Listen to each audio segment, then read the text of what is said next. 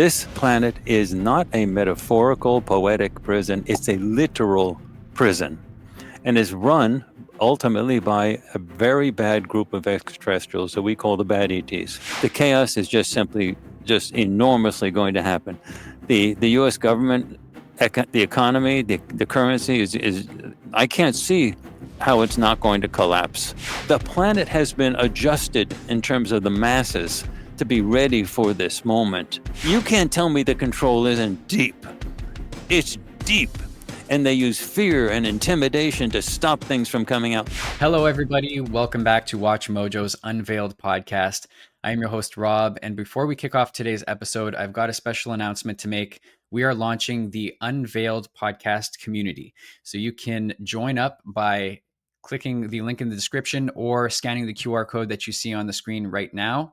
And what you will get is exclusive information about the Unveiled podcast. You will get alerts when new episodes are released. And I know if you're following us on YouTube, it can be difficult to know because WatchMojo publishes a lot of videos. So sometimes our podcast episodes can get lost in the shuffle. But if you sign up for the community, you will know right away when a new video is out. And you will also have the ability to send in your questions and suggestions for upcoming episodes via text message. Standard data and messaging rates apply for this. And currently, we are only launching this in the United States. But if you are outside of the US, we are planning to roll it out internationally as well. So stay tuned for that. But if you are able to sign up, please do so. Help us shape the future of disclosure and join us on our mission to unveil the truth. Today's guest, backed by popular demand, is Dr. Courtney Brown. He is a mathematician, social scientist, and founder of the Farsight Institute, which is an organization dedicated to the scientific application of remote viewing. And he joins us again today to talk about the latest developments that he has uncovered with Farsight. Courtney, thank you for joining us again.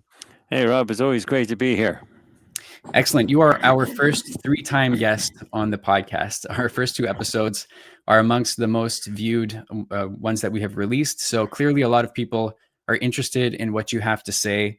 So let's pick it up basically where we left off the last time. You had mentioned that a lot of chaos would be unfolding in 2025. As we record this, it is late October. What's your assessment of how the year has gone so far? Has anything surprised you? Or is everything pretty much going on track with what Farsight has predicted? We've been doing forecasts and we've been doing remote viewing studies for a very long time. And we are the only venue where you get public projects where you actually see the remote viewing, all done under totally blind conditions and with total scientific verification of everything. And you see everything. We don't hide anything back. You even see when the remote viewers are told what the actual target was. Everything is recorded live on video. Everything done, scientifically squeaky clean. And there's also been a tremendous amount of change that's been happening on the extraterrestrial realm and the extraterrestrial front of things. There are psyops going on right now. There is a tremendous amount of chaos in the world. In the stuff that we have been talking about in terms of our own remote viewing projects, these are the best remote viewers that exist. And they have huge public track records, all verified, all done under blind conditions. We have been talking about the chaos in the world and how it's coming and unfolding every step. We have various projects that we do this on, especially our deep news projects, as well as our mysteries projects. And we've also been communicating directly with the extraterrestrials. Now, let me say this. This is really important for your audience to get. The total mainstream, everybody on the mainstream, is trying to divert you away from the reality of what this place actually is. This planet is not a metaphorical, poetic prison. It's a literal prison and is run ultimately by a very bad group of extraterrestrials that we call the bad ETs. Now, everything you get in mainstream media, absolutely everything, in some way, shape, or form, is influenced by that group of bad ETs that run this place as a prison. It's going back thousands and thousands of years. And one of the ways they control this is by keeping their own presence hidden. There are written agreements between the United States government, signed, sealed, and delivered, and this group of extraterrestrials. That's not in dispute if you know anything about this. Chaim Eshed, the former CEO of the Israeli Space Directorate, and he's currently a professor, but he was also a decorated general. He has talked about the written signed agreements that the United States made with these extraterrestrials and the contact that not only the United States government has, but the Israeli government has with this group of extraterrestrials. And you know, and if you don't have to believe me, just Google it. Haim Eshed extraterrestrials. You can see what he said. He thought he was going to get away with it in a Hebrew publication that was only in Hebrew, but it was immediately translated into a billion languages. So it's not a dispute that these written agreements exist. The basic issue is that if there are bad ETs, then there are also good ETs. And those are the ones that are trying to create a prison breakout on this planet. We're trying to end the system. If you have on the bad ET side written agreements that stipulate that there must be absolute total secrecy on of the extraterrestrial presence on Earth, that's the only way they can keep the prison a prison. It's got to be hidden. It's got to be secret. It's got to be in a situation where no one even knows that there are extraterrestrials. So there's this disinformation, constant ways of confusing people. If that is what is going on, and this is their prison, then obviously the good ETs have a very difficult time getting to people because the entire hierarchy, the political elite, the military elite, everybody, they're very caught up in this entire thing. They're very caught up in this entire issue of trying to get through information into a prison population that's totally controlled. So what we have now is we have a lot of bad things happening. Psyops are happening, chaos going on in the world, and we've been showing this in advance, month after month after month, giving you a 2 years advance notice of what's all this is going on. But in addition, the good ETs are desperately trying to reach out to say, we don't go along with this. We want to communicate. We want to communicate. So they have been meeting with us and absolutely insisting that we video record their meetings with us for years. And they're the ones who are insisting. We didn't want to publish these videos where we're actually meeting with them because we didn't want to go through the ridicule, the laughs. I'm a professor at a major university. I don't like to be laughed at or scorned and saying, he's talking to the extraterrestrials. But the extraterrestrials insisted that this be the record, that we actually publish the videos of this. So we have been doing that for years now. But there's been total suppression of what we've been trying to do. But you can't blame the ETs. They're trying to get through. They don't want a situation where when disclosure finally happens, you said, but you never even tried to tell us anything. They want to say, what do you mean we never tried to tell you anything? So we have been recording these video recordings of our meetings with the extraterrestrials, very often in secret locations that are made at the beach in the middle of the night so no one can see us, so we're safe. And there's also a lot of ET security people always around whenever we have these meetings. But also we have a boardroom meetings where we have all of our Farsight remote viewers actually interacting with them, and they can see them. They're right at the table. And so you can actually you have a situation in which the extraterrestrials are saying, we are meeting with you because we're trying to explain how to communicate with other people, with other extraterrestrials. We're trying to show how it's done. So they're showing us, helping us do that so that everybody can see us doing that and trying to publish it. Now, look what's going on in the world right now. There's this 3-eye atlas thing going on, this so-called comet or something that's going on. I don't know what it is. It could be extraterrestrial. It could be just a comet. I don't know what it is. We haven't done any work on it. But look at what's going on with this. You've got mainstream people, physicists, astronomers from Harvard, coming in, getting on the airways all over the place. That immediately tells you something's going on. Farsight is shadow banned everywhere. If you search, we are the absolute biggest venue for remote viewing on the planet. No, there's no question. Nobody does this more than what we do. You can't even find us on Google if you do a Google search on remote viewing. You won't even find us. We had one follower actually try to see because the Google algorithm adapts when you're trying to actually search for us. And typically they place us down on the 10th page, which is like, it's 10 items per search on every page. 10 pages, you're down to 100 before you even find, Farsight. And then this guy, he was from New Zealand. He's a very nice guy. He kept on trying to follow, and as he kept on trying, it could tell that he was searching for Farsight. And we actually took the records of it because we have the Google search algorithm stuff where we get the way to follow everything that's happening on our site.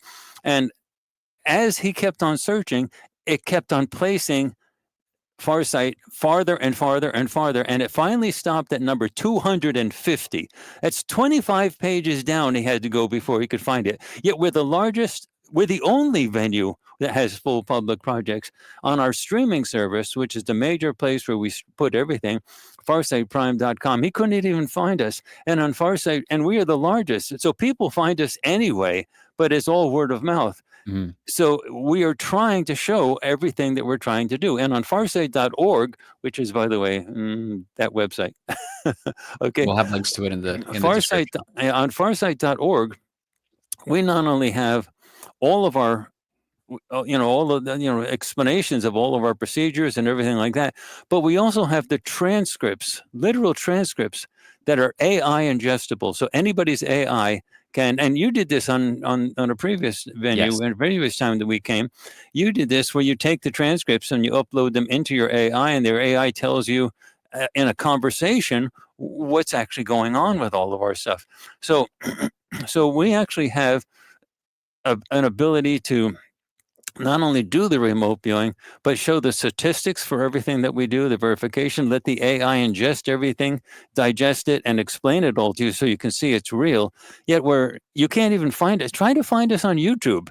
Just go remote viewing. Now you can find us on Google or YouTube if you search for Farsight, Farsighc, but you can't find us if you look for YouTube.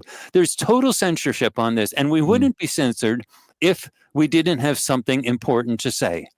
Yeah. That's exactly it. You only censor people that you don't want them to see. And so, and if you, I'm sorry to go on this much like this, but do you want me to talk for a second about what's going on with 3i Atlas?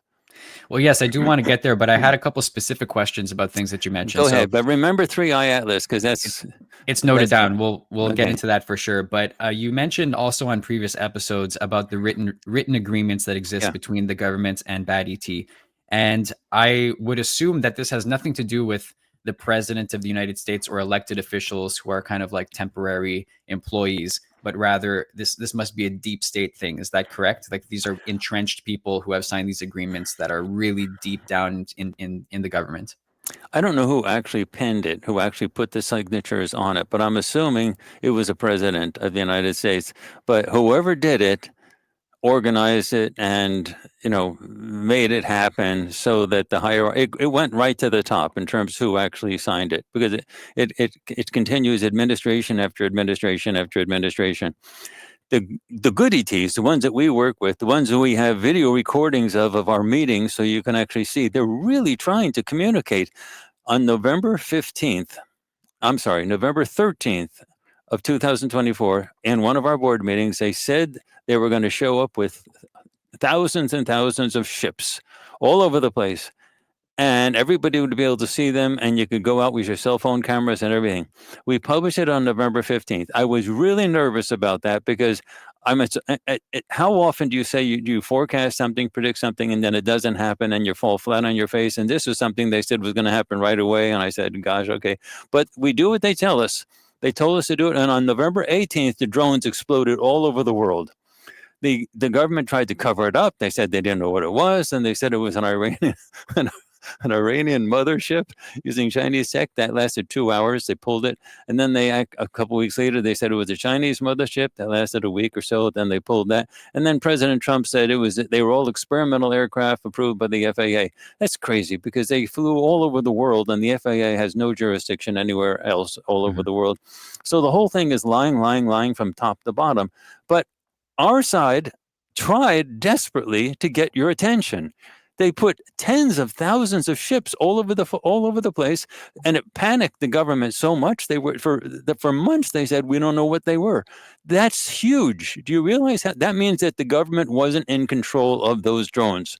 And so, you know, I'm sorry. What did you say? You asked a question. You asked a My question, Rob, initial and I. question was about the written agreements, but Oh yeah. you kind of answered that. But I do have a follow-up about the Okay. drones, because something else that you said was that they informed you that bigger ships were on the way. And Yes. to my knowledge, I haven't heard about any situations where bigger ships were spotted. Is that still the case? Is that what you're still predicting, or has there been any There's change in only that? there's only one time ever that they gave us specific dates that something would happen, and that was November 13th, and they showed up on November 18th. That's the only time ever they've given us dates. And I've asked them why they don't give us exact dates, and they say because it's a war and everything's changing. The other side knows exactly what we're doing. You're putting it on videos and everything. There's no secrets anymore. Wars on the galactic level don't occur because of secrecy. They go because of there's strategy that goes on, but it's not everybody knows what everybody else is doing. So you never know exactly when something is going to happen. But the next big thing is there's going to be bigger ships, and in terms of that type of phenomenon. So they had the many small ships, and now they have the next one is bigger ships, but they didn't say when. In our enthusiasm as humans, not because the ETs told us, but we make mistakes at Farsight. And in our enthusiasm, we said, well, that's going to be the next big thing. So we just assumed it was going to be soon, but they didn't tell us, and they don't correct us when we make these mistakes because they want us to learn. Stick to the telepathic communication because it's all done. It's not done in English. It's done in telepathy. I mean, they're sitting right at the board table, but the communications are coming in our head. Mhm. And when they tell us things, they want us to learn. Don't exaggerate. Don't go beyond what we're actually saying. So they don't correct us. They let us make the mistakes. They're free will ETs. If we make a mistake of saying we think when it will happen, when they didn't tell us when it will happen, that's a lesson we have to learn. And that's what humanity has to learn. Don't get into an argument when an ET is telling you something. Don't get into an argument and say, okay, well, you say this is going to happen. Okay, it's got to happen tomorrow. It didn't tell you what's going to happen tomorrow. If you're having a conversation with somebody and then you say, okay, well, let's go to lunch. Okay, and the person says, okay, we're going to lunch tomorrow at such and such a restaurant. And you didn't say when you were going to go to lunch or what restaurant you're going to do. You just said at some point in the future you're going to go to lunch. What do you do with somebody like that? Do you get into a fight right then and there with it, or do you just sort of let it go and walk away? And then just don't show up at the restaurant. So, I mean, so that's what it's sort of like dealing with humans. We're so excitable about telling exactly when things happen, but the next step is big ships. But now I have a better idea when the big ships are, when the next stage of the big ships, because they've been telling us constantly in very great detail for some years now about the chaos that's going to be enwrapping this planet, and we see it happening before us, right before our eyes. I don't see any way to avoid it at this point. The chaos is just enormously going to happen. The U.S. government, the economy, the currency is I can't see how it's not going to collapse. And the war in Ukraine, I can't see how that's not going to spread into Western Europe. And the stuff that's in the Middle East, this peace agreement between Hamas and Israel, I didn't see how that would last more than a week. And no one's going to ever trust, you know, any side on any agreement because they know they're going to keep on fighting. So given that, I can't see how it's not going to have Israel saying that they have to have a major attack on Iran. Iran knows this, so I can't imagine how Iran is not going to be responding. And I think what we're definitely going to be seeing is an existential threat on both Iran and Israel, both facing an existential threat. Israel wants to break up Iran. That's not in dispute. Iran wants to stay together as a country. Israel wants to break it up like they broke up Syria. On the other hand, Iran wants to get rid of Israel. Iran has thousands of missiles that can overwhelm the Iron Dome that they have. The only way Israel can survive is a total major commitment by the United States to attack Iran at the same time. Israel cannot survive the thousands of drones that the Iranians have. So they would have won the last war and to basically stopped Israel from existing if they didn't stop after 12 days. And the reason they stopped after 12 days is the United States threatened to attack Iran, and the Iranians didn't want to get into a direct confrontation with the United States. I don't know how it's going to turn out, but I can't see how Israel's not going to do it, given the fact that Hamas is still there and Hezbollah is reinvigorating all throughout Lebanon. It's going to happen. The only way to sort of slow that down is to stop Iran from actually feeding the stuff into that. So if you look at the stuff that's going on in Europe right now, I can't see how Russia's not going to start bombing or sending missiles into the weapons depots and factories in Western Europe, because those depots and factories are feeding the missiles that are getting deeper and deeper inside Russia. And there's a lot, if you listen to scholars inside Russia, that's what they're talking about. Putin, as much as you may say, is the aggressor here, he's actually holding back. All of his advisors and academic people around the country are desperately saying, stop this, stop holding back. Those missiles are coming out of these factories and these countries. Just hit where the missiles are coming from.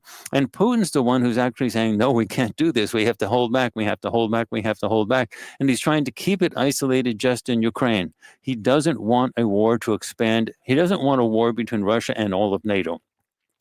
I can't see how that's going to be avoided. I don't see how this is going to happen. But the ETs have been telling us about this forever. They said that these crises were originally designed by the bad ETs, but they were supposed to happen over a period of like 30 years to keep the planet in a constant state of turmoil, literally to distract them like a magician who does one thing with one hand and another thing with another hand, so that the humans don't focus on what actually is the bottom line for all of these things, which is the bad ETs actually doing this stuff to keep us in a state of confusion. The good ETs are taking full responsibility for taking all of these crises that they did not create, but crushing them in time so that they all happen at the same time. I don't know how they did it, manipulating whatever, but all these things happening in Europe, in the Middle East, and now looks like we're going to have a major set of conflicts in Venezuela, and it looks like it's going to spread into Colombia, and I wouldn't be surprised if we ended up invading Mexico, because there's good solid reasons for why you can sort of draw the dots. Just start speculating. Venezuela is not the drug pin of the South America. It's Colombia. Venezuela has oil and it has rare earths, and that's what the United States want. They don't want Maduro in there because they don't have the solid access to all those resources. It's money, it's resources. China controls 80% of all of the rare earths on the entire Earth, on the entire planet. Now, that's not meaning that they're only available in China, but they have the production facilities set up to be able to do that. Venezuela has lots of rare earths, and they have tons of oil, and they have emeralds. They have all types of like minerals and stuff like that. It's a rich place. Colombia's got to be next, and they're starting to talk about Colombia now, because that's where the drugs actually come out of. But then they all sift through, and the cartels are all funneled in and focused in Mexico. Mexico is simply a failed state. It's like Somalia. It's just a failed state. The cartels run Mexico. So it's only a matter of time before Donald Trump or somebody says, we need to go into Mexico. And they're going to talk about controlling the cartels. But the reality is, Mexico has enormous resources. They have oil, they have rare earths, they have all types of stuff. They'd love to be able to, they have to have an excuse for going into Mexico. But the reality is there's wealth in there. So what you're talking about is chaos happening all over at the same time, and the U.S. and the U.S. economy spinning out of control at the exact same time. And the ETs have been telling us they want this to happen. They don't want this to be nice. They want this to happen because that will break down the control system that the bad ETs have set up. And finally, the big ships can come in. Finally, you can actually get a conversation going with the good ETs. And so the stuff that we have available for you to see now, of all the conversations that we've been having with the extraterrestrials, they say, we want that to be a model. That's why they've been helping build Farsight. That's why the military, U.S. military, has allowed us to exist. The U.S. military has the capability of snuffing out any ET UFO type group that raises their head too big. I have actually been to meetings, scientific meetings that deal with some subjects, but respected scientists that deal with some subjects dealing with paranormal, UFOs, and stuff like that. I actually see the military guys walking the halls and talking. They're intel people. They're card-carrying intel people. I know their names. I see them walking up and down the halls, making sure that nothing gets published. I had one of my own articles that was accepted in a major journal, the Journal of Scientific Exploration. It had the best reviewers. And Daryl Bem was the reviewer, in fact, for it, and it was accepted. It was dealing with an anomaly on Mars that was clearly an ET facility on Mars, and we had lots of remote viewers doing it, lots of remote under blind conditions. They described it, and it was fully accepted. It had gone through page proofs. It was to be released in 10 days. In 10 days, 10 days, and it was suddenly pulled. Now, there was stuff that happened when it was pulled. I don't believe for a second that it was pulled without interference, but it was pulled immediately, and some stupid explanation was given for why it had to be pulled, and it was pulled, and then it was sent out for reviews. And you know who the reviewers were? The military intel guys that are so bad, that are so problematic. The name John Alexander. The military intel people never retire, Mm. so-called retired. He was my arch enemy because he was the military intel people, always trying to control things that I want to do with that organization. It was sent to him of all people, and the editor in chief knew full well that that guy was my opposing enemy. That's not a blind review, and the guy knew who it was. It wasn't a blind article, and it was pulled. You tell me what was going on. This type of interference happens all the time. Now, this article we published later on Farsight Press, but and you can get it, you can see it on our website, farsight.org. At the very bottom, you can see a link to it. Now, the reason I can say it was John Alexander, because normally I don't mention names, is he was so cocky about it. He published a book, and on page 125, I believe it was, or something around 125, he actually boasted about how he stopped the article. so, so it's not like it's No not like secret. it's not Yeah. a secret. So I don't worry about being sued because he put it in his own goddamn book. And he said, I stopped Courtney Brown's article from being, he personally took credit for doing that. So, like, what can I say? And Mm. so this is the evidence that you have for this type of thing happening. And then you say, well, you just can't look at all extraterrestrials and say, you know, if they're flying around and they're not showing themselves and they're trying to why are they doing that? Well, they're doing that because they don't want you to know who they are. The good ETs are opposite. They do want you to know. And then they don't ever want you to say, you never tried. It's like a guy and a girl. And then the girl finally months later says, why did you never let me become your girlfriend? And the guy could say, you never did anything to make me think. You never tried. You never tried to become my girlfriend. We haven't even gone out to dinner. I mean, I asked you 20 times and you didn't say anything. So how can you blame me? So the good ETs are like that. They're saying, we've been trying. You just never accepted the invitation. But Mm. the bad ETs are doing all of the control to sort of squash that. And eventually I'll talk to you about the 3-eye atlas and show you how that sort of fits into the same pattern. Yeah, definitely, because I want to get into those things that you referred to as psyops, and that seems to fit into that category. But before we get there, just on the note of the communication with the good ETs, I'd like to know a little bit more about that and the messages that they've been sending through you and what their intentions are. And primarily, I know that your communications with them are telepathic, but is that the only method of communication with them? Is there any physical interaction, physical manifestation, or is the appeal that they're making to the general public that everybody needs to develop this telepathic means of communication in order to, get in touch with them? Yes. The basic issue is the entire galaxy communicates telepathically, and we're the odd man out, this planet. And the reason is it's a prison planet. Everybody is supposed to speak telepathically, and it's normal. And the ETs have no trouble, interspecies, it doesn't matter. explaining anything you want to explain telepathically. They do not use, Rob, listen, this is important. Let your whole audience know.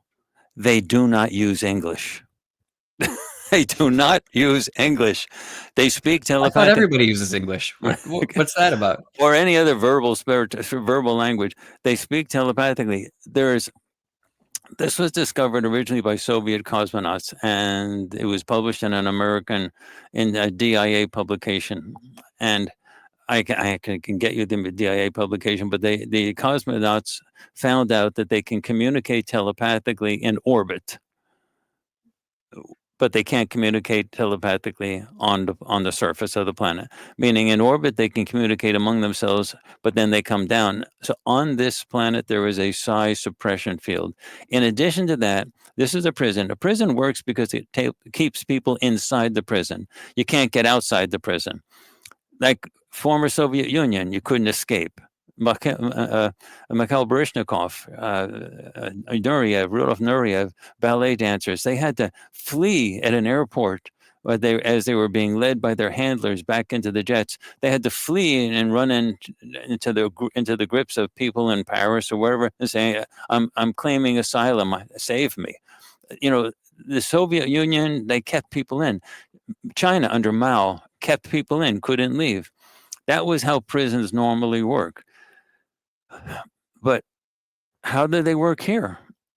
They work because when you die, no one ever dies. We are all Isbis that operate physical bodies. Isbis is an immortal spiritual being. You can call it a soul or spirit. But there's a lot of religious baggage that comes along with that. But the Isbis, they are there, and that's who you really are. And so after death, the Isbi pops out, and you heard this 1,000 times, 1,000,000,000 times. You see the light. You're drawn to the light. That light is tech. It's technology. It draws every Isbi in, and then you're zapped with an electric bolt that's way more voltage than lightning. And then an AI comes out that looks like a person and says, we've been talking about your case with the Council of Elders. You're a really important person. See, the Council of Elders are right over there. Ah, yes. And so the Council of Elders think that the problems you've had with remember the argument you had with your grandmother and your daughter, remember that? Your father, you had sort of a dispute with. We think you should go back and work on a couple of these personality issues, but it's up to you. It's free will. Now, with no memory, because you've been zapped, the zap eliminates their telepathic capabilities. The zap eliminates your remote viewing capabilities. With none of that, and you just say a good suggestion by the Council of Elders to go back and work on a few personality issues. Everybody says yes, and they get flushed back into the system. That's how you keep it. Eventually, I hope on this interview you ask why the bad ETs want this system and why they want so many people to be recycled and why are they keeping the prison? What do they need these people for? Trust me, they don't want the gold or the oil. They want the people. Why do they want these people? So I can explain that fully at some point if you ask me about that. Well, But let's get into that. Let's get into that right now okay. if you want to. All right. The bad ETs are a fascist, authoritarian, totalitarian group. They run this place as a prison. This is the last bastion of a war that took place in the galaxy that spanned like 1,000,000 years. It was a terrible war. As it was basically a free will side versus an authoritarian, totalitarian side. The war is basically over. It's done. But this area of the galaxy is the last bastion of the totalitarian war type side, the authoritarian side, and they have a prison here that is very valuable to them because of the number of Isbis in it. Isbis, immortal spiritual beings, you cannot kill an Isbi. Nobody dies. Nobody can die. To my understanding, no one in the universe has ever figured out how to kill an Isbi. However, you can capture an Isbi, you can trick an Isbi, you can lie to an Isbi, you can enslave an Isbi, you can do all manner of bad stuff to an Isbi. You just can't kill an Isbi. Well, if you're going to expand, let's put two and two together. If you're going to expand, what do totalitarian fascist regimes believe? They believe that unless they expand and grow, they're going to be weak and they're going to be attacked eventually. So they grow like the Nazis. They just kept expanding and expanding and expanding. Even going to sort of semi-authoritarian or authoritarian rooms like Napoleon Bonaparte, he kept on expanding.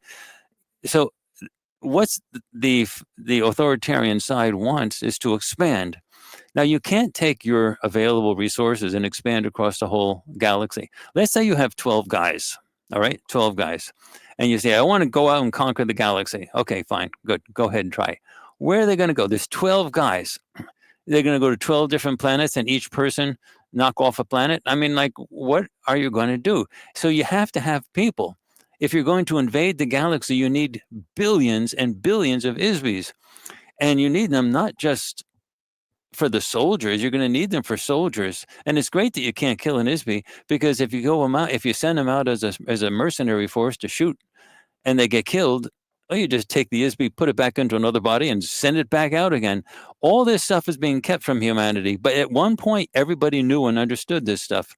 So you need them for soldiers, but then you also need them for the prostitutes to service those soldiers. And you need them for the tradespeople to service the commerce for that. And then when you go and you conquer all these lands, you need billions and billions of people on your side to fill those lands up, because they're currently occupied by other people, by other groups that have their own way of living. And if you're gonna occupy them, if you're gonna conquer them, you've got to go in with people. You need billions. And now let's say there's 8 billion physical humans on the planet. Well, how many billions are and is form waiting for the recycling process? What do you got? 30, 40, 50 billion people total that are in this prison? That's a huge resource. And for a group that wants to go out and expand into the galaxy, that needs the mercenary, they need the army, they need the prostitutes, they need the tradespeople, they need the bureaucrats, they need everything. They need every single one of those ISBs. They can't expand without it. That's the whole purpose. The good ETs, having seen what happens in the future where that possibility actually manifests, says, what? This is crazy. And they traced it back to say, where's the locust where all of this, if the spot where if this didn't happen, then that Holocaust that was worse than the first Holocaust that hit the galaxy that lasted for a million years, where is the locus for the beginning of this second Holocaust, which is even worse than the first one? And they traced it back and they said, it's this place. What's it called? Earth? And they said, holy Moses, they got what, 40 billion ISBs ready to go out to march across the entire galaxy? Lord have mercy. It's a prison. They have a prison population they're going to use to invade all of us. So the goal came, the good ETs, the goal became, we got to break this prison planet out. It's hard. Now, in the solar system right now, the good ETs have flooded this place with resources. They have way more military capabilities than the bad ETs. But they are free will ETs. They do not want, they cannot invade and just knock off the bad ETs. Because the bad ETs wouldn't give a second's thought about destroying the entire planet. Blow it up, so what? They can just scoop up all the ISBs, go take them to another planet and start over again. And this planet, it's easy to blow up a planet. For people who say, oh, you can't blow up a planet, bull. You can blow up Earth in a heartbeat, just with nuclear weapons. For example, Earth is an 8,000 mile diameter ball of liquid molten rock, and it has an 8-mile thin crust on top. It's a balloon.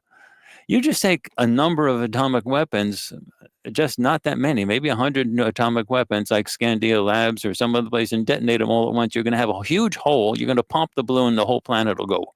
It's not hard to blow up a planet, and the ETs on both sides have capabilities of doing that. Star Wars type of thing in a heartbeat. Believe me, they have, neither one is disadvantaged on the part of weapons. It's not like one side has better weapons than the other. There's no secrets. They all know all the weapons. Does this account for the interest in our nuclear weapons on the part of the ETs? Is that this like one of the critical things that they're monitoring because it could be leveraged for bad and has the potential to destroy the entire planet? Is that why ETs seem to be taking such an interest? Both the good ETs and the bad ETs do not want the nuclear weapons to be used.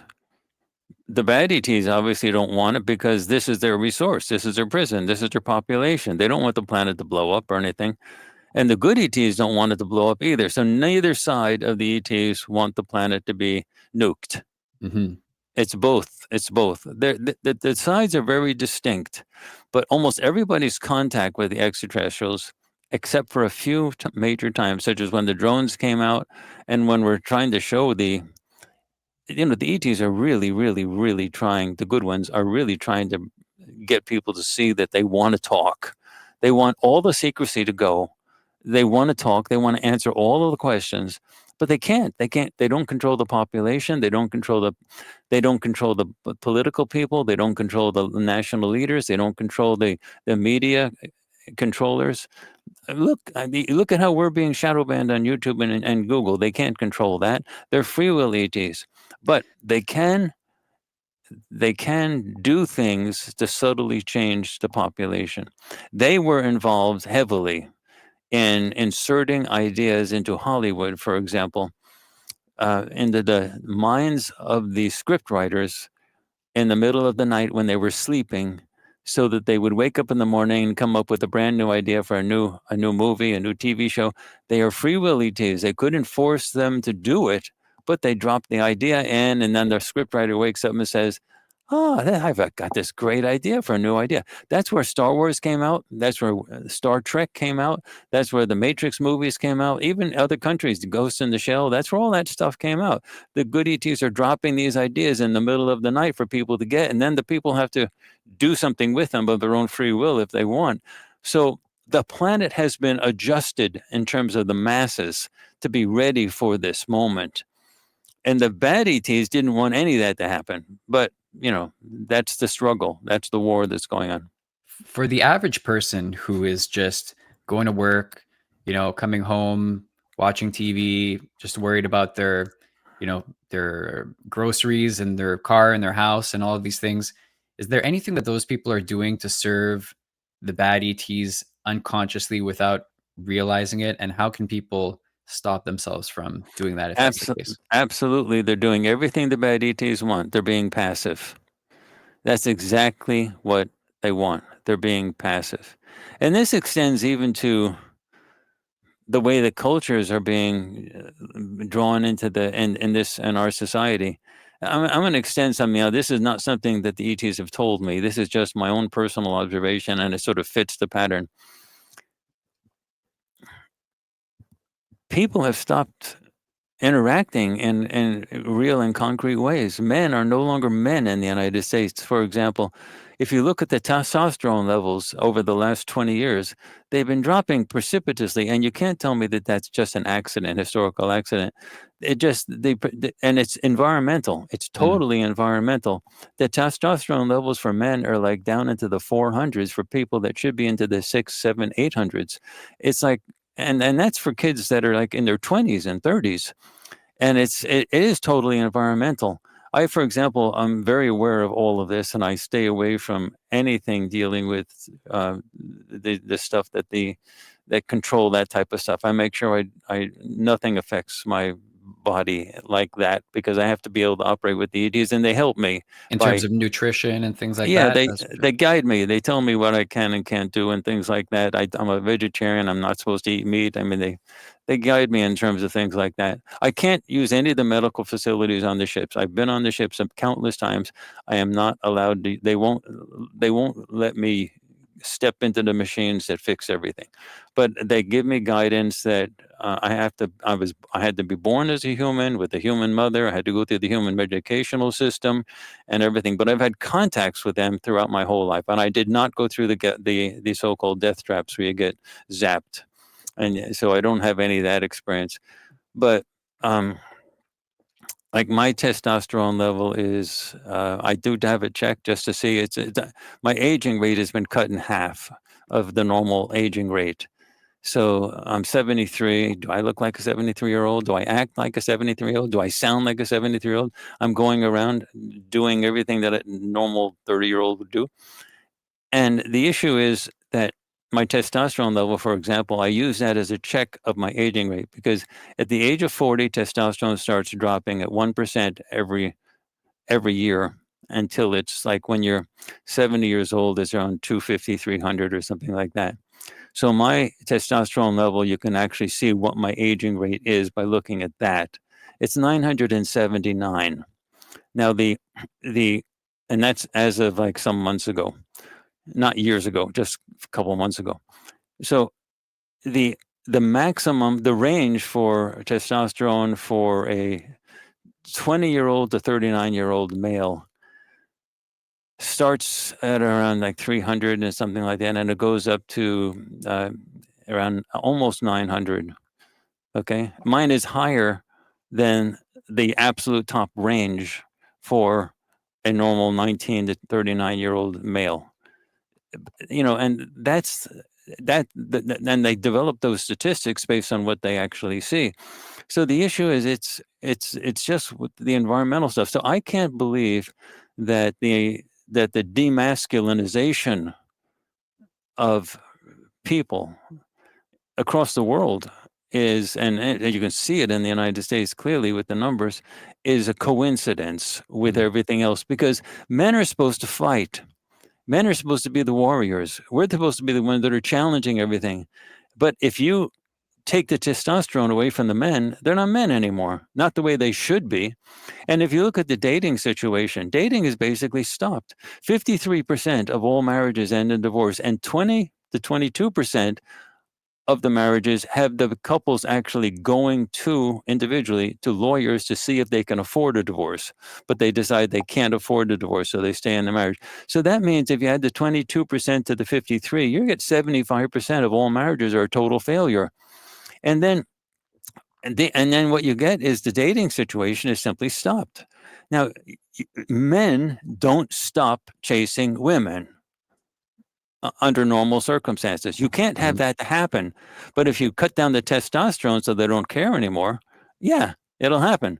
And then you have a situation where the the women are ferociously upset, if you look at YouTube relationship videos, that the men aren't chasing them anymore. And the men are actually saying, "No, we're good. We're good."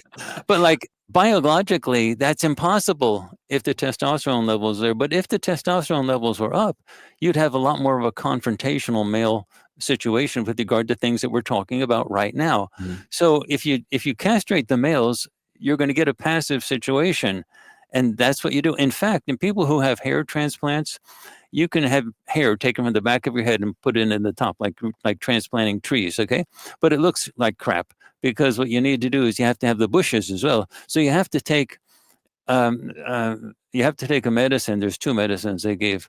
You have to take a medicine that actually shuts down the testosterone creation, because the testosterone is the thing that actually kills the hair follicles on the top of men's heads. So if you kill the testosterone, then those follicles can start growing again, and they fill in the bushes and the hair looks great. I knew one guy, this is amazing. He desperately wanted to get a girlfriend, and he was young. He was like 30. Like 25, 30. He was older than 25, almost 30, I guess.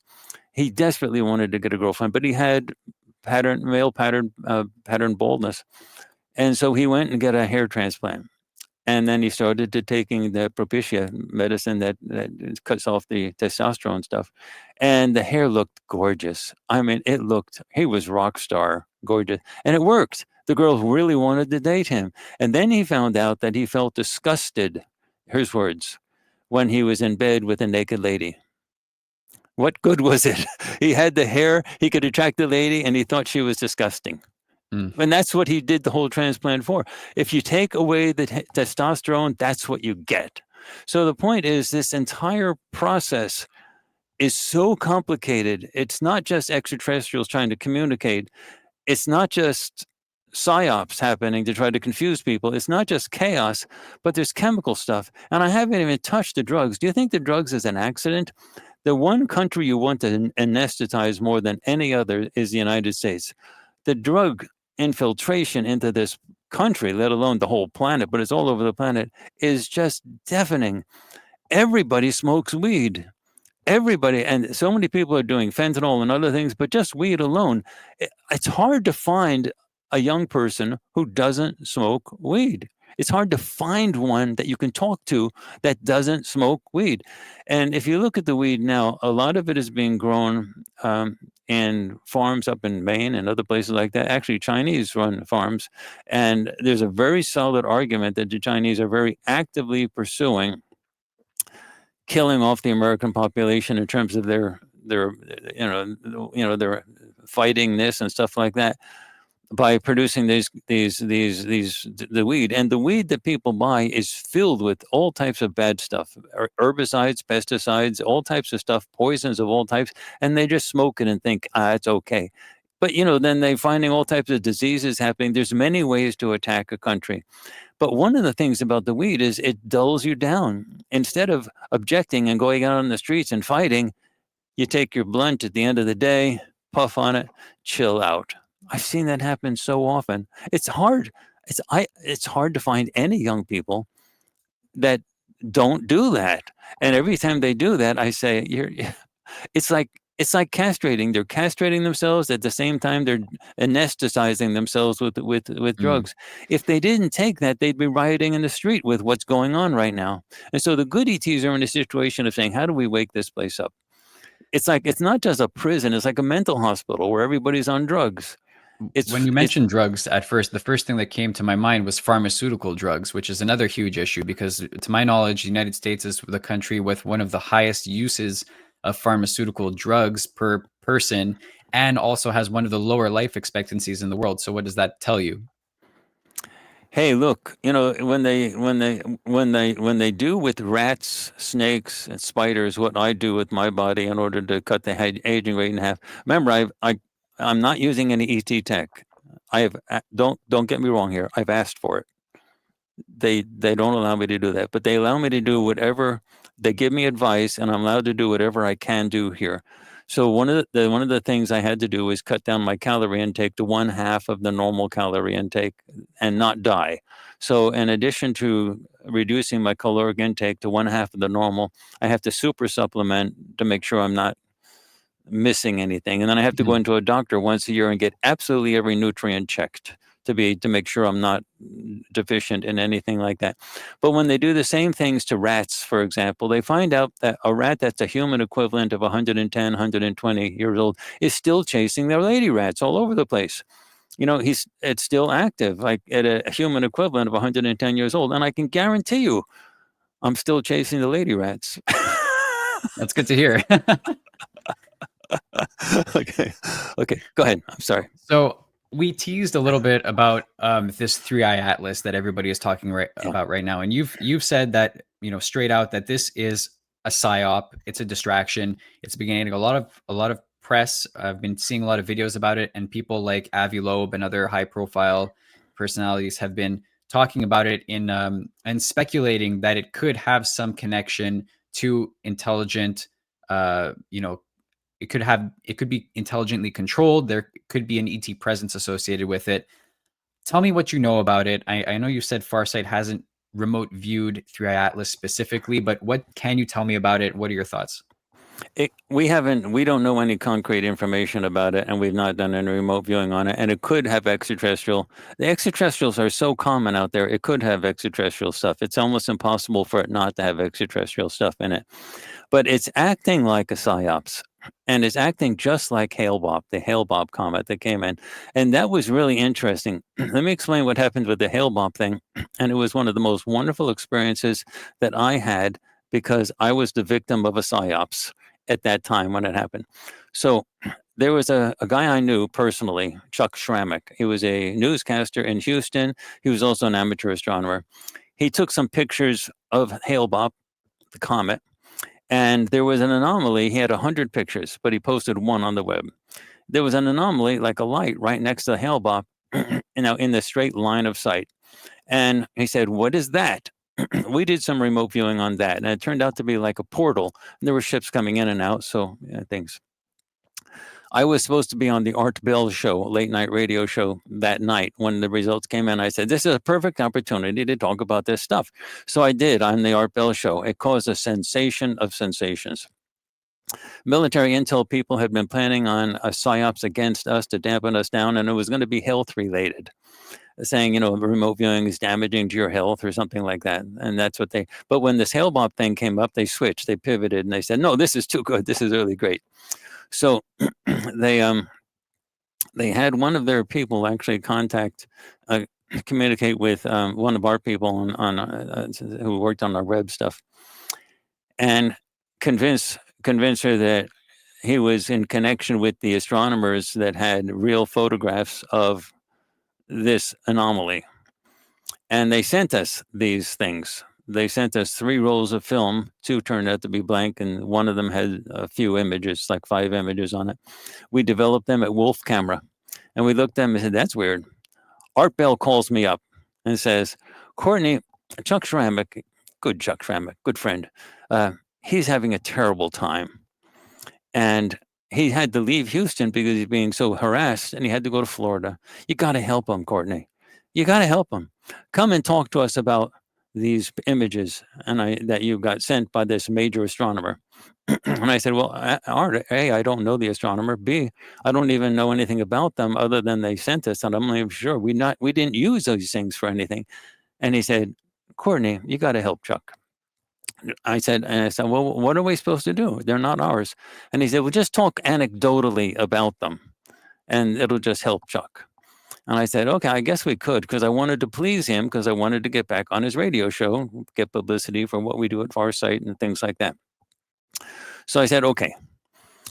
That was a mistake number 1. So I said, "Okay," but I made a verbal agreement with him that he would never publish those images. We sent him 1. He would never publish because they weren't our images. We didn't have the copyright. We don't publish anything that we don't create. And he said, "Absolutely, no problem." So I talked about it. Then there was another show that happened where um, the lady who got the images and somebody else, a big name, was on the show, and they talked about this thing, and then it morphed after that into a UFO that was following Hale-Bopp. We never said it was following Hale-Bopp, but in the line of sight in Chuck Schrammick's image, you could see it. There was something was there, and we called it like a portal because things seemed to be coming in and out. And then Art Bell announced that he was going to release the photos that Courtney Brown submitted. I said, "Well, I Okay. didn't submit anything.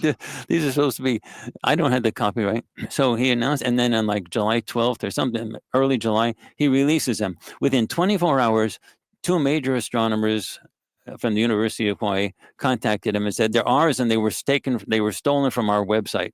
We didn't even know there was, those images, you could even, that such images or anything were on anybody's website. Art Bell then said, and he checked it himself. He himself held them up, our image and the ones from the website that he got from the astronomers, and they just seemed like they matched. Well, I later tried to do the same thing, and they didn't match. They were close, but they didn't match. And then I said, how do like major astronomers, do they watch the Art Bell show? Do they listen at night? Is that what they do at night when they're watching the stars? How did they know within 24 hours that? And then Chuck Schrammick told me that he said that, I don't know who the astronomers were, but after he posted his one image on the web, one of the biggest astronomers on the planet Earth, famous, called him up on his phone. Now, Chuck was a newscaster. He didn't tell me who the astronomer is, so I don't know if it's the same astronomers in Hawaii or wherever, but I don't know who they were. But it was a famous I'm sorry, not Hawaii. It was a famous astronomer. That's all Chuck Schrammick told me, just a famous astronomer. He called him up and said, he was irate. He said, "You have to take this down. Take down that image." And Chuck said, "First of all, my phone is unlisted. How did you get it? I'm a newscaster. I don't want anyone to be able to find my phone number out." So the guy found his phone number. Like, how did he get the phone number in the first place? And like, why is one of the biggest astronomers calling up a hobbyist, telling him to take down an image that he put on the web? Like, what? Who am I? Mm-hmm. And the guy called twice because he didn't take down the photograph. So the guy called again a few days later. "Why haven't you taken it down?" And the guy was irate. So that sort of says, like, what's going on? Anyway, so and then after that, on the Art Bell show, the whole story evolved into a UFO following Hale-Bopp. First of all, a UFO doesn't follow a comet. A UFO can cross the solar system in the blink of an eye. They don't use like gravitational forces like human spacecraft, where you actually have to orbit something and follow it. They don't do that. Anyway, but he said Art Bell was saying that it was following, and then they had a military remote viewer who I thought was scandalous, say that it was a UFO following Hale-Bopp, and it was carrying a plant pathogen weapon, and that it would be dropped on. I'm not telling you anything that you can't confirm on Google. So Hmm. that the weapon was going to be dropped on Africa and was going to wipe out all land, all life on Africa. And if you wanted to find the safe zones, you can buy my remote viewing kit for, I think it was $55 or something. Anyway, Okay. it sold like, Nice and then business Art Bell venture. kept on promoting that remote viewer and so-called remote viewer, and and the guy kept, he was selling lots of his remote viewing kits, and then in the middle of March, I believe it was March, 1997. Something happened. I don't think the Intel people were involved in this. I think this just fell into their lap. There was a group of eunuchs. I think they called themselves Heaven's Gate. And there was a group of eunuchs, and they cut their balls off like years. They were sick puppies. And they all killed themselves with I think it was a poison. They all killed themselves. They never linked to our website, and they never emailed us. But, you know, anyway, immediately after that, Art Bell gets on a major news thing and say the only person who ever said there was a UFO following Hale-Bopp was Courtney Brown. I mean, there was just lying through their teeth going on afterwards, and then and with regard to what happened to us, it was a huge storm where there's sound and fury. Now we actually, because we were actually, I think partially because we started to get actual physical ET contacts at that time. I think the military people were curious about it. They didn't understand why it was happening. They were getting recordings of everything that was going on, so they knew it was real. And I think because of that, they held back, sort of immediately snuffing us out. But one of their Intel people was so upset and so was affected by what he saw happen. He broke off, and he actually contacted us, gave us absolute proof positive of who he was. He gave us a written transcript of a very sensitive phone conversation that we had, and with Art Bell.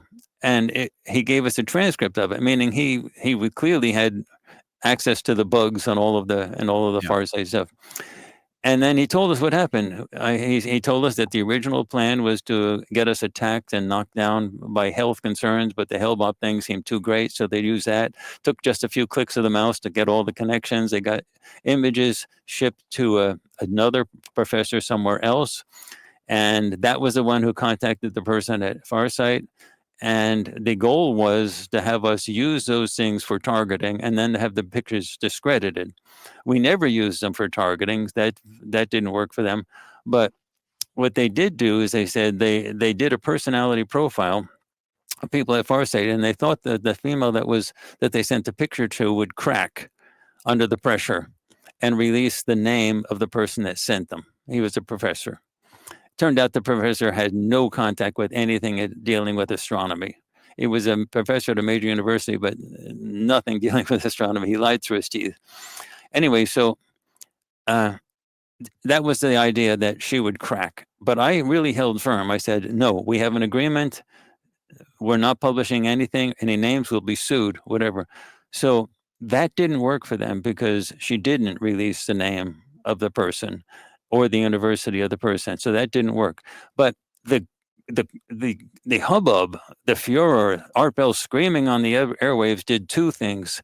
It told us that we can't defend ourselves if we don't have control of the mic, which is why you have FarsightPrime.com, our streaming service. That's why it's a whole remote viewing movie venue that's bigger. It's like Disney, it's like Paramount Plus, it's Hulu, it's like everything, dealing with hundreds and hundreds of projects dealing with the remote viewing. You can see everything. That's where that all came about, because we needed to be able to control the mic. But the other thing it taught me about psyops, how Mm. psyops are actually done. I learned so much. It was extremely painful, Rob, but pain is sometimes a good thing. I never would have wanted to have missed that.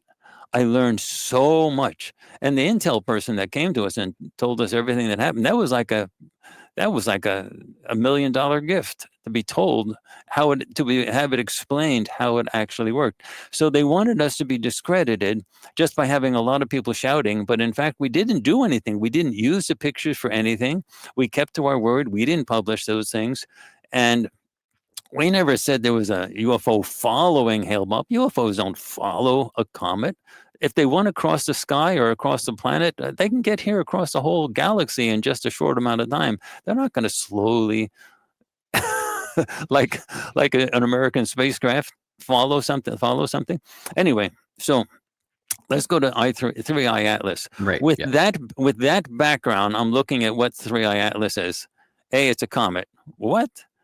And then we have major scientific personnel coming out of Harvard. We have Michio Kaku and we have Avi Loeb screaming, "This is serious. It has evidence of this could be something," and they're sort of alluding this could be bigger and bigger. And there's evidence that there's there's an attempt to sort of like the communications when it passed by Mars with the satellites, our own satellites. Suddenly the communications stopped, indicating that we weren't getting any telemetry back from, no images back from this Three Eye Atlas. Something's going on here, but it may pass into it looks like Hale-Bopp all over again. It looks like what Art Bell was saying, like Hail Mary.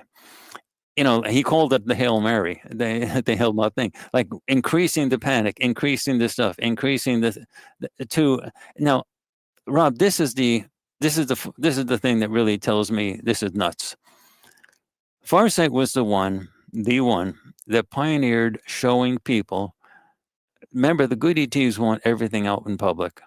We showed people how to take video recordings on demand any day you want in the middle of the day of UFOs right over your own head using infrared. We showed how to get the cameras and we showed how to make it infrared, and then 120 frames per second, and then how to process it in Adobe Premiere, for example. It's on our website, farsight.org. That website. In the introduction section, there's all the technical specs, which camera, how to get it converted to IR, how to actually shoot it at 120 frames per second, what LUTs to apply in order to be able to see these.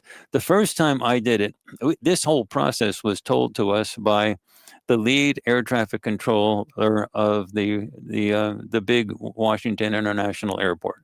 He came to us on his own ticket.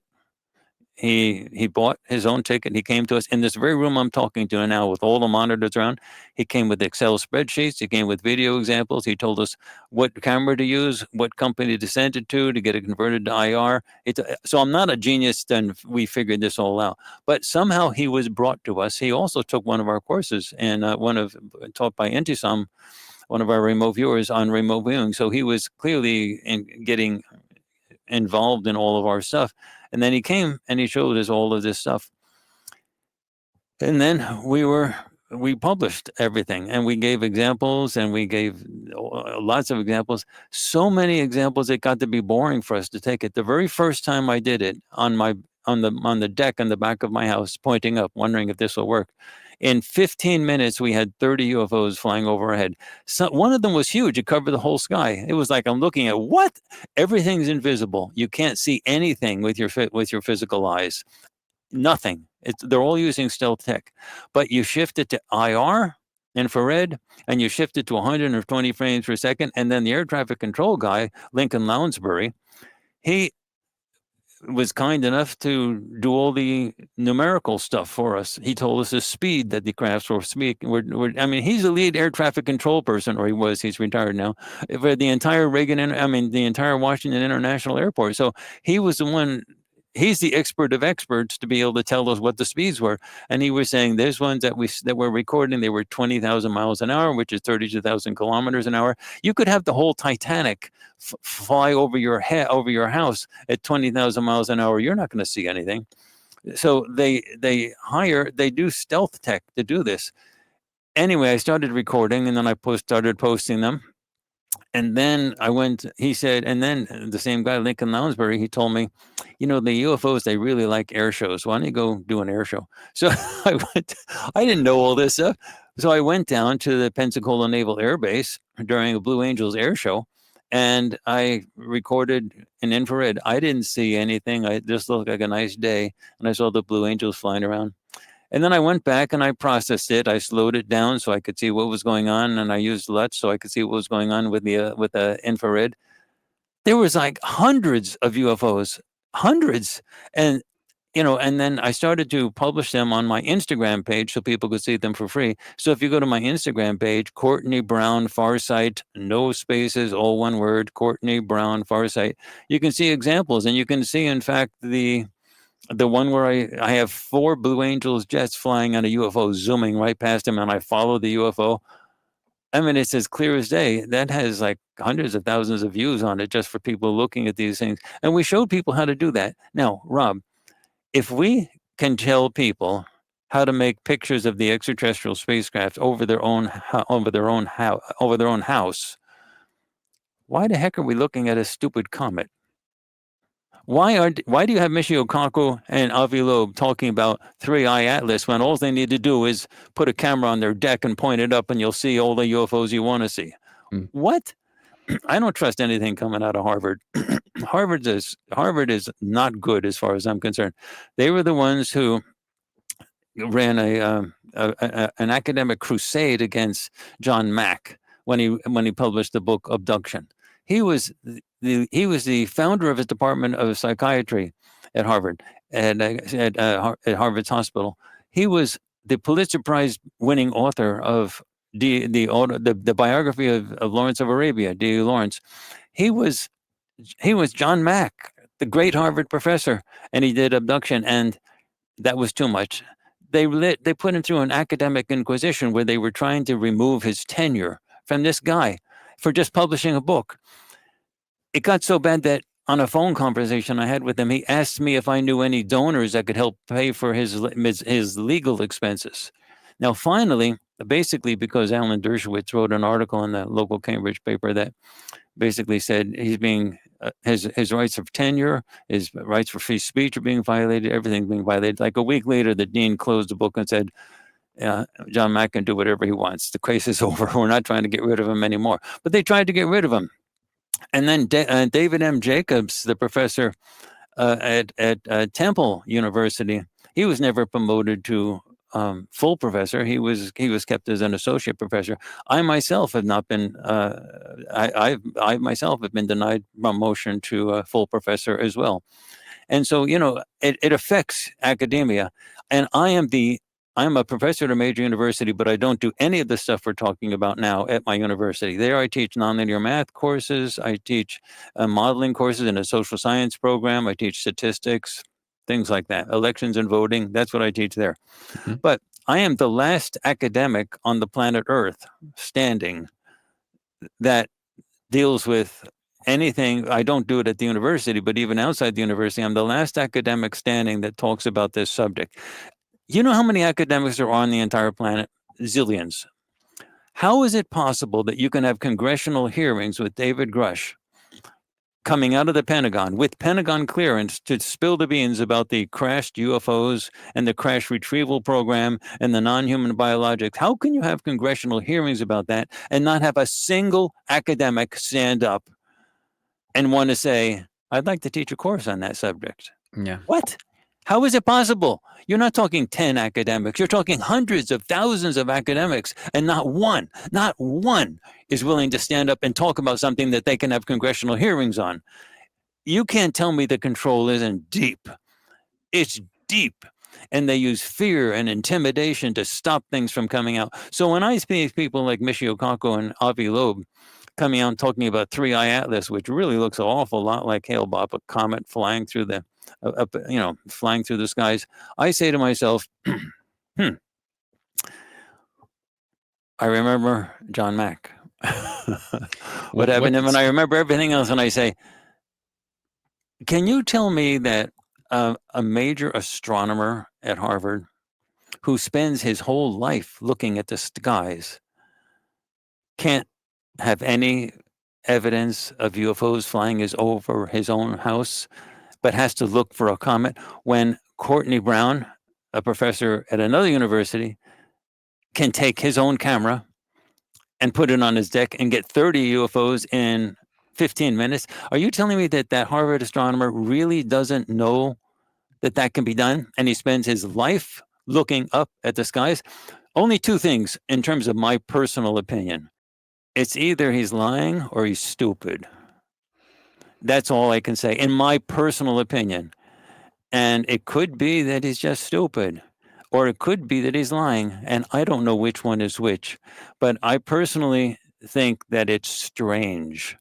How can you have him talking about the comets when the UFOs are just all over the place? And you can see them and record them with your own cameras with the right equipment.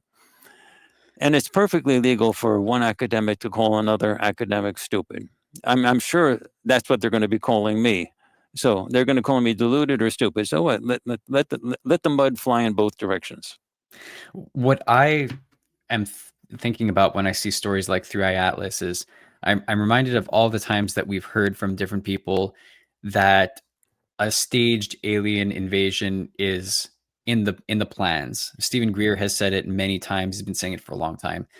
Jeremy Corbell has teased it, and he gave a date of 2027 as when the planned alleged alien invasion is supposed to be staged. And it when I hear stories like Three Eye Atlas going like touching kind of the mainstream, it feels like that's sort of an attempt to prepare the public for something like that, which may be happening down the road not too far. Do you agree with that? Yeah, it's very strange. By the way, when you mentioned those people, one of the things you should understand that there's a tremendous amount of credential fraud in the UFO community. Now, I'm not going to mention any names because I don't want to get any lawsuits or anything like that. But when someone says they're a doctor, a medical doctor, or something like that, and you go to the doctor's office, what do they have? You go to the office, they have their diplomas all plastered, plastered on the walls. They show their credentials, they stuff like that. They're working at hospitals. So when someone says they have a degree and they're like a doctor, don't just say yes. I have seen guys tell me that they were in the Philadelphia experiment and they were Dr. So and so. And like there's no evidence that the person even went to college.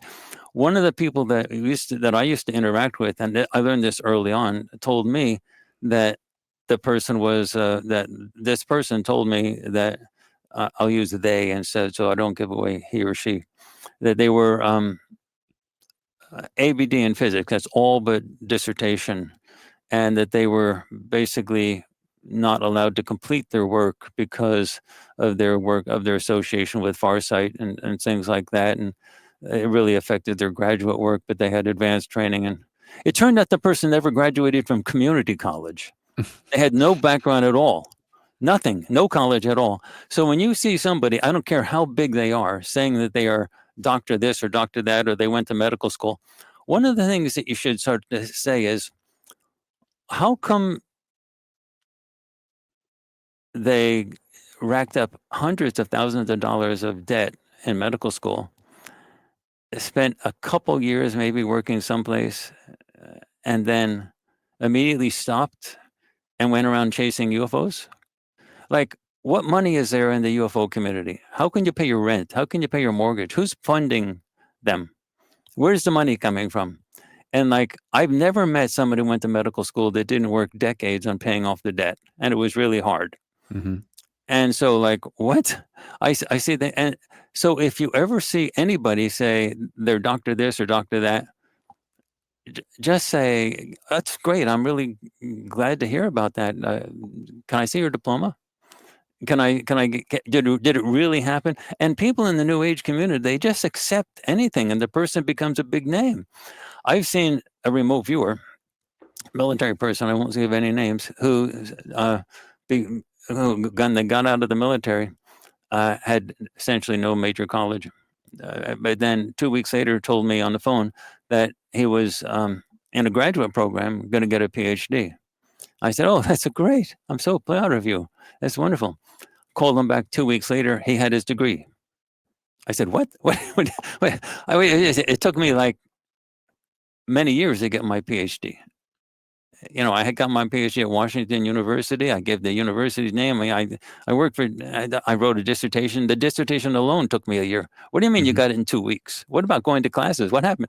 And he said, oh, no, they gave me credit for my life experience as the military and gave me. Well, it turned out that the degree that they got was from some guy in the bayou who had a computer and a printer and printed out a degree. And the guy sent him some money and he sent him back a degree. And then he's, to this day, he still runs around saying, having people call him Dr. So-and-so. What? So there is so much crap that's out there. You can't tell what's right or what's wrong. And so, Yeah. in one respect, in one side, I respect people like Avi Loeb for at least talking about Oumuamua and Three Eye Atlas, and I respect the fact that he's at least. But on the other hand, I'm saying, why is he getting so much press? Like, why is he out there everywhere? And why isn't he talking about the obvious UFOs that are absolutely everywhere? And I personally find difficult to believe that he doesn't know about that since he spends his whole life looking at the sky. It's Has a he valid never looked? question.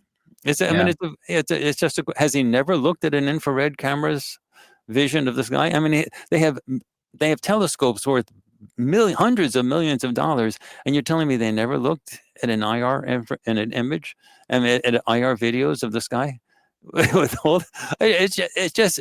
And then now chasing Three Eye Atlas and Oumuamua, I said, now I'm not saying that the stuff with Three Eye Atlas and Oumuamua is not correct, but it's just like, why? It just doesn't make sense It gets a for all this, disproportional amount of emphasis in the public discourse is especially basically in the what. direction of fear and worry. And that's exactly what the bad ETs want. And then when I see these people come out and I say, well, the elite, they're not going to let that stuff come out unless they want it to come out. They suppress information like that. So the very fact that you get people like Michio Kaku and Avi Loeb talking about this stuff on the mainstream, I say, wow, somebody's letting them talk about this. So it sort of fits into that pattern because the good ETs have a hell of a time getting access to the media. Really difficult time. The reason Farsight exists is because we've been helped. One side of the military, I sort of split the military in half. I don't know what is right, but if you look at David Grush, for example, he has a full security clearance with the Pentagon. And while working at the Pentagon with his security clearance, he did the congressional hearings. And he never said anything that wasn't authorized by the Pentagon in his office to say about the crashed ships, the non-human biologics, the whole thing. Down the hall in the Pentagon is the other side that says, oh, we don't have any evidence of that. There's no ETs, there's no ships, there's no nothing. So clearly, there are two sides in the Pentagon. It's not a uniform body. And one side wants disclosure and gives permission for David Grush to talk. And the other side is saying, we don't know anything about it. It's all junk. So clearly, that's going on. So we exist at Farsight because the side that wants this, somebody's protecting us. Because trust me, the military could snuff us out in a heartbeat. I saw that with the Hale-Bopp thing. It wasn't because I was super good at figuring out how to defeat them. No, they made the decision. Let's just let this Courtney Brown Farsight thing go. We're not going to crush it completely.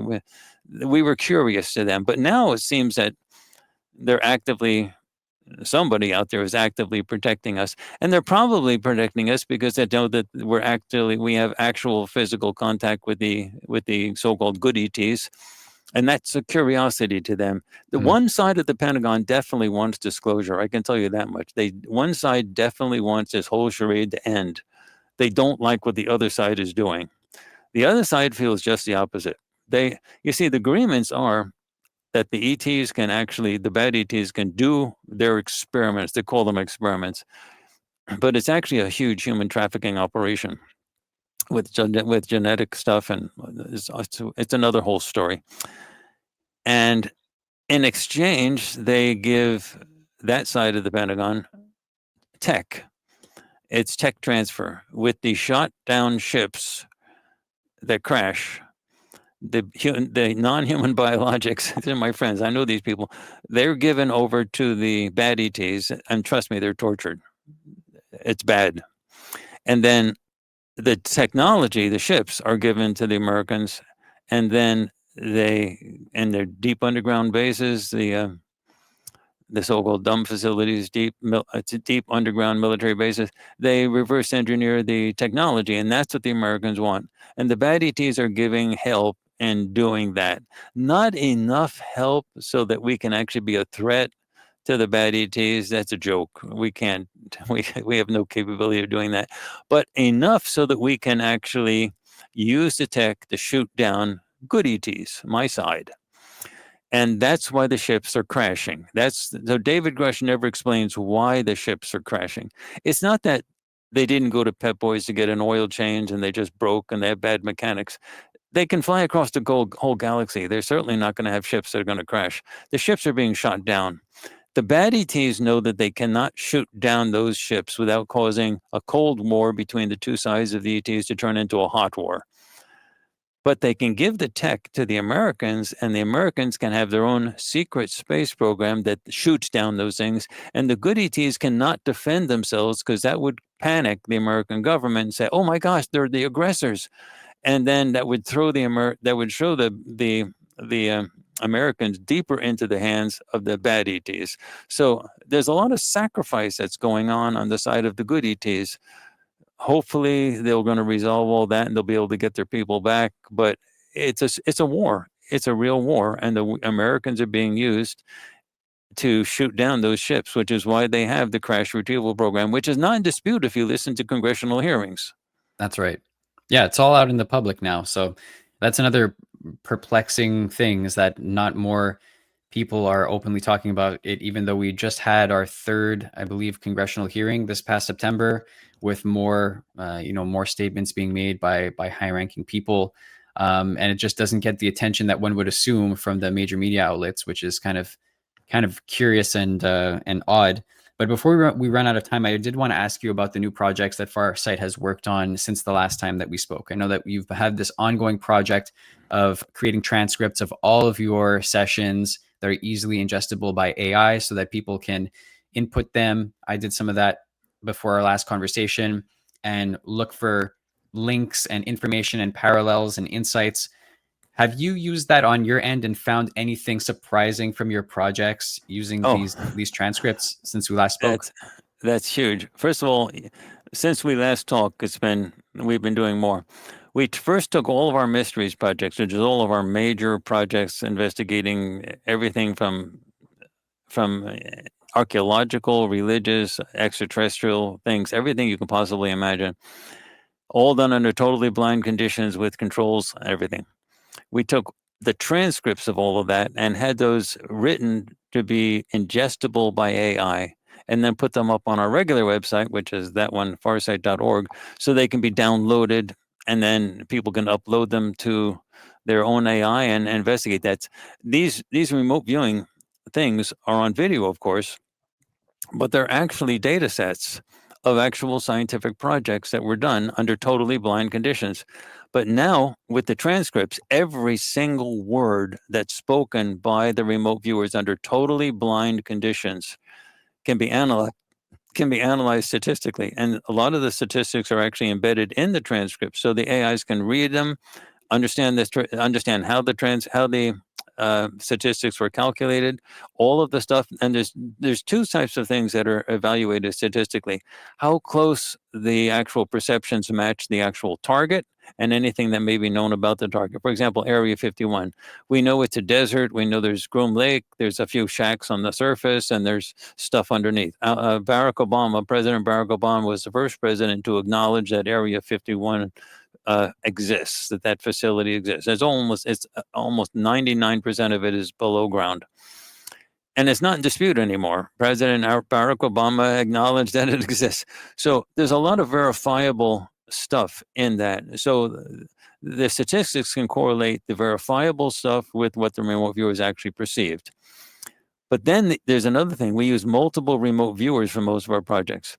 So there's a correlation between the remote viewers. The idea that different remote viewers, like 3, 4, 5, see the exact same thing, but they're not communicating among each other. They don't know the nature of the project or the target.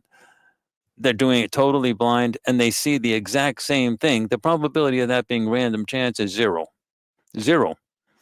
And so the AIs can calculate the statistics of that. And the statistical significance is shown by something called a p-value, and it's just right off the scale with all of them. So you get scientific verification that this stuff is real. Now, in addition to the mysteries projects, we also have the complete transcripts of all of our ET communications, the boardroom meetings, my own conversations that I have on the beach with certain select people that I have to meet with. I don't get all my information just by myself. They tell me what to do. And so, and in addition to that, we have a project called the Deep News, where it's current events, stuff going on in Iran and Israel, stuff going on in Russia, Putin, the war, everything you can possibly imagine with current events, assassination attempts with presidents and things like that. All that we put in our Deep News projects. All of those transcripts are up there as well with statistics, so you can evaluate, all of our stuff with AI. So no one can say that we do not allow our stuff to be investigated with science, through science. There was a professor at my university. I'm not dragging my university into this, just as one guy, and he he basically, wrote some bad stuff about me at my university. I didn't respond, but he wrote some bad stuff about me at the university, and eventually it got put in my Wikipedia page, Courtney Brown Wikipedia page, that I refused to allow my stuff to be investigated, scientific stuff. Okay. The reality is he tried to get me to go into a class at my university and sort of demonstrate and talk about remote viewing, and I have an agreement with the university not to blend those things. So I keep I keep everything separate from what I do at the university and what I do here. Well, he considered that a a refusal to investigate stuff scientifically. But people don't know the full story about that guy. Lilienfeld is his name. I later was going to do a public demonstration of remote viewing with with the people that we were training, and I actually asked him if he would be because I figured he owed me, because I asked him if he would be the tasker, the person that chose the targets for that, and he refused. He said, no, he's not qualified. And he suggested that I get James Randi, a stage magician, to do it instead. What? So he was a member of this group called Psyops, which is a official debunking organization. And so, and then it's a shame that he didn't agree to do it, because we would have failed, because at the time, early, and that was in the 1990s, we didn't fully understand what caused the remote viewing process to work, the targeting process. And we had an experimental design that was developed by people at SRI, Stanford Research Institute, in the early days in the last century, where it's a pick a target out of the five, where you have five targets, and the remote viewing data is supposed to pick one, and the right target is chosen by a computer or some type of random device or some other outside person. And had we done, and that is a fatally flawed experimental design, which we've figured out. I wrote a whole book about that. That book there on remote viewing. I wrote a whole book about that fatal experimental design. Was something that led us to understand how the remote viewing process actually works. What causes a person's attention to be focused on something and not something else. But what you get in that design is you get really good sessions of the wrong target. Meaning there can be five targets, and you get a really good session of target A, but the computer or the other or the tasker, whatever, chose target B. So, and had Scott Lilienfeld actually agreed to be the tasker, he would have seen that we got good sessions for the wrong target, and he would have claimed, "You see, I showed you it doesn't work." So it was a shame he didn't agree to be the tasker for that, because he would have been able to trounce on us even further. But nonetheless, that type of thing, where you get attacks from all types of sources, you just can't believe the attacks just in and of themselves. I'm sorry, I got distracted. What was your original question? And I sort The of got original led off. question was about the new Farsight projects that you have done Oh yeah, since our last conversation. the last thing is the transcripts. So it's not only the deep news. It's not just the mysteries projects and all the extraterrestrial contact. We have those transcripts of everything that's said, and it's also the deep news. We now have our educational vault up there, the transcripts. I have a course. We have a course that's 24 lessons long for how to do basic SRV. And that's very similar to the CRV, which is controlled remote viewing that was done by the military. And we have that transcribed now and ingestible by AI so that those transcripts can be downloaded. Why is that important? That means you can upload those transcripts and teach your AI how to be the monitor for your sessions. And you can learn the process by having your AI talk to you and tell you, do this next, do that next. The transcripts tell the AI the pacing, the words to say, how to actually proceed with the session. So under totally blind conditions, you can work with your own AI. You can do the same if you listen to the videos on farsightprime.com, but sometimes you may want to actually work with your AI to do this. But it also is future thinking. You see, the thing about the future is that it's only a matter of time, and I think it's going to be pretty soon, that OpenAI or some of the other AIs are going to start having audio be used for input and output rather than typing. So that when you talk to ChatGPT, you just speak, it'll understand. I mean, that's pretty easy to do these days. It's speech to text. And then it'll come back with spoken words that you'll hear over your speakers where it will respond to you talking wise. And when that happens, it's almost certainly going to come with an avatar. So you'll have a person speaking to you. So we did this course so that you can actually have your own AI in the future, whenever that happens, face to face. And you're that's that with the monitors, you're not listening just to a video, but you're actually speaking to a person and you're actually going through the procedures. So we got these transcripts ready so people can have their own interaction learning. So we have people that actually teach remote viewing at Farsight. They do it independently. They don't do it as part of Farsight, but people like Intisam, Shantae, Yamejane, they teach remote viewing with their own students. But also we have now the ability for people to learn just by themselves. And so we want to sort of make that possible. And so that the instructional vault is up as well. So nobody can say. So one of the things that Scott Lilienfeld said was that I don't give ourselves up for scientific investigation.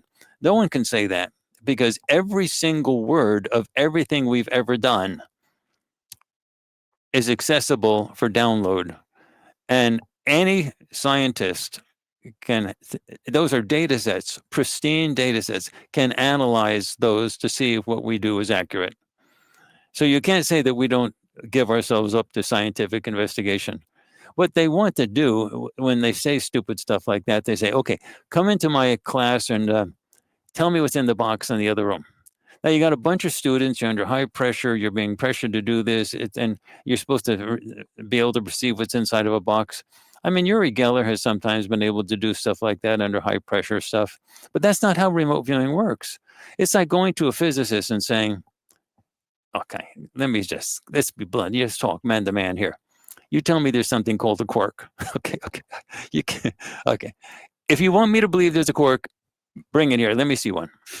Just show me a quark, bring it in. If you can show me there's a quark here, I'll believe you. And the physicist says, no, it's a complicated thing. You have to do an experiment. You have to do a certain, you have to dial. Oh, you're just trying to avoid telling me the truth. You can't show me a quark, so I don't. Why should I believe you? No, you have to. It's a science thing. There's an experiment. Oh no, you're just talking gibberish. And so the guy goes and publishes. The physicist is a fraud. They're just trying to cheat you. They said there's a quark. I went and asked to see it. There was no quark. They could not bring a quark for me to see. Yeah, oversimplifying. Classic Yeah, case of yeah, oversimplification. that's the essence of what when academics or scientists want to say prove that remote viewing exists. That's that's what they want. They want a personal demonstration right then and there on the spot. It's exactly the same as telling a physicist, show me a quark. Yeah. And they won't listen to it. But in reality, all of the work, hundreds and hundreds of projects can be analyzed, and every single word is available, collected under totally blind conditions. Nobody can say that we don't offer ourselves up for scientific exploration. Yes. That's a fine answer to the question. Before we wrap it up, I was just wondering if I could get your assessment of where UAP disclosure is right now. What the state of disclosure is as we kind of end the year 2025. We're looking into 2026. Actually, we have quite a big film coming out soon on November 21st, The Age of Disclosure, which has gotten a tremendous amount of buzz this year, and features, dozens of witness of people from government testifying and different things. I'm very much looking forward to watching it, and I feel like a lot of people are excited. So there seems to be a little bit more momentum heading into the end of the year. But what are your thoughts? Everything's controlled, but it's building, and the bad ETs know that this is happening. That they're trying to control things as best they can. Even if people like Michio and Avilob are totally straightforward and really focused on this Three Eye Atlas, and they're totally being straight about it, about Oumuamua and Three Eye Atlas, and this is really interesting. Even if everything is totally legit and totally, that's just where their heads are right now, then it doesn't change the fact that there is a huge struggle on the ET side to control and manipulate the human population through razzle dazz and showbiz type stuff and keep them confused. So the disclosure thing is sort of a movement, like a herd that's wandering through the prairie. And you're doing things as a controlling force to push the herd in one direction or push it in another direction. So there's adamant demand for disclosure, and the bad ETs can't really stop that. But they can manipulate it. They can push it in one direction or another. They can have dates. They can have certain, like field events that seem like it. And to me, this Three Eye Atlas sort of fits into that pattern. Now, we don't really know what the Three Eye Atlas is all about because we haven't done any remote viewing on it. And, I'm taking Michio and Avi Loeb at their word that they're truly interested in this, and this is a big deal for them, and they think it is a major thing. I'm just saying, okay, that's where they are, and that's what they truly believe. I'm taking that at face value. I'm not letting my skeptical side sort of enter totally. But if you look at the whole thing of the disclosure, it's just a circus. And then when you have like major people, medical doctors and things like that, coming out and saying, false flag, this is going to happen, this is a big struggle. And when they start talking about the real thing is free energy, if we just acknowledge that we could get, that the ETs were real, we could all have free energy. I'm saying, gosh, it's a whole planet that's a prison. We're trying to break it out, and they're talking about dangling a cherry in front of everybody's face like free energy. What a distraction. And so my side, the good ETs, and we have been talking about that forever, they say none of that's going to work unless the whole system collapses. You have to have the whole system crush. That means crush, like crush. That means this. The whole system has to fall down. And that's what all of these crises around the world are. And when the whole system crushes and the information control system no longer operates, then the good ETs can finally come in and say, we've been trying to get your attention for a long time. You want to talk? We'd be glad to have a conversation. But you have to have the complete breakdown of the governmental system, the media, everything. That's what they tell us. And then, of course, you're talking big ships. And in terms of ships, now they did explain what they did with the drones over November, December, and January 2025, and November and December 2024. They did those drones specifically to show us that this is what they've told us after the fact, to show us that just showing up with the ships at this moment in time will not do it. Because everyone is still locked in with what the president says, with what the media says, what the news anchors say. They're locked into that like a hypnotic trance. That's part of the control system. It's a hypnotic trance on taking your information from somebody else. And they said that has to crash. You have to break them out of that. You had to slap them in the face and say, wake up, stop looking at what the president says. The whole drone thing, tens of thousands of ET ships all over the place, and the president can wipe it all away by just saying, oh, they're experimental aircraft approved by the FAA. Goodbye. And the story went away completely. Nothing else was reported in the mainstream news about it. No mention of the drones. It went away. What? And the good ETs have told us that whole thing has to collapse completely. So it's no more chasing Oumuamua, no more chasing Three Eye Atlas. It's no more song and dance about a disclosure date. It's no more thing about free energy. All that stuff is a distraction. The whole thing has to crash. And then when the information control system crashes, at that point, the good ETs can come in and say, we'd love to talk with you calmly. And now what they're trying to do now is to show everyone that they're friendly.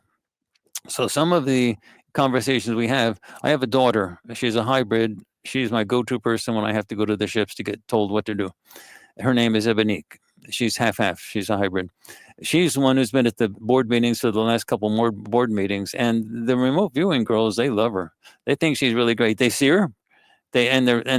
She's helping them talk telepathically. Now we've had a lot of other people come. We have ET AIs, like robots. They come, and the remote viewers can pick up immediately that this is a different. The mental flavor is more like a buzz, as compared with an analog wave. When the telepathic, it's sort of different. And it's fun to actually people see like Kamaya confronting the ET AIs. These are the good AIs, but still they're and saying, you say you feel my pain? You're an AI and you feel my pain? And they have to explain it, and you see these interactions. It's fascinating to watch. But Ebonique, my daughter, when she comes in, that's the first ET that the Farsight girls especially, they love. They love that. And they're trying to, the ETs are trying to show them that they're friendly. And they want they want everyone to start recognizing who they are by name. And to see the telepathic communications go on and all the conversations go on. So, friendliness, communication, openness. I mean, they sent tens of thousands of drones for November, December, and part of January. They're obviously not trying to hide themselves. They're trying to communicate, but this is a very difficult world to do that in. It's hard to break into a prison, just like it's hard to break out of a prison. But once you break down the walls and you get the collapse of the system, yeah, big ships will show up. And, and the bad ETs are in a situation, once the disclosure thing really happens and the whole system crashes, the bad ETs are going to be in a situation, this is a psychological prison. It's not with bars and cement. Once the disclosure happens and the whole information control system collapses, you can't control the planet anymore using the old ways. So the bad ETs are going to be in a situation where they lost the planet. They can't control it anymore. And to fight for it, they'd have to fight the good ETs, which have more military resources in the solar system right now than the bad ETs. So the bad ETs would lose a lot of ships to fight over a planet they can't control anymore. And the theory is they'll withdraw. That's the game plan. And once they withdraw, then the good ETs can come in and say, let's help you pick up the pieces, folks. And the Farsight library at farsightprime.com is specifically designed to answer everyone's questions about what's really been going on. That's the bottom line. That's a good place to end, but I cannot end this conversation without asking you more about your hybrid daughter. When you say you have a daughter who is a hybrid, can you please elaborate on that? What do you mean exactly when you say that? Yeah, I've been dealing with ETs on a physical level ever since I was a kid. So when I was growing up as a kid, there were 2 ETs on my bedside on the right and 2 on the left. Every single night when I slept, they were there. And it's not like I had to remember this through dreams or anything like that. There was just two guys on the left and two guys on the right. I realized later, I asked them, should I tell my mother about you guys? And they say, no, it'll just be worrisome. But they were protecting me. I would have been killed if they weren't there. And so I've been sort of guided and protected the whole thing. And eventually, as I matured and went through the American, the human educational system and so on like that, I needed help. I don't know how to do all the stuff we do at Farsight, all the technical stuff and everything. I needed help with everything, what cameras to get, everything. And I needed guidance. And so I end up going to the ships on a quite regular basis. But apparently they wanted somebody who could connect with me really closely so I could understand. So I have a daughter. She's Ebonique, and she's half my genes and she's a test tube baby. So I don't know who the mom was, but she's half me and half gray, you might say. And she's been my go-to person. Like, she's the one I sit with all the time. And she's proud to be my daughter. And I'm proud that I'm her dad and so on. I've sat at benches on the ships and she shows me the control panels that she works. She's a social scientist like me. She's a social scientist.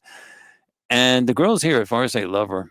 And anyway, but she's been my go-to person when I do that. We even did a remote viewing, a blind remote viewing project on her and my interactions. We just gave that out as a target to everybody. So under totally blind conditions, everybody described the same thing. That project is called Courtney's Daughter, and it's on farsightprime.com. But you can see everybody under totally blind conditions seeing me on a ship with the daughter. It's like it's great. Anyway, but Ebony comes down, and part of her role now is to show everybody that they're friendly. And this is my daughter. This is not like because every time you hear about the ETs, every single time from everything that's out there in the mainstream, it's always spooky and fear laden.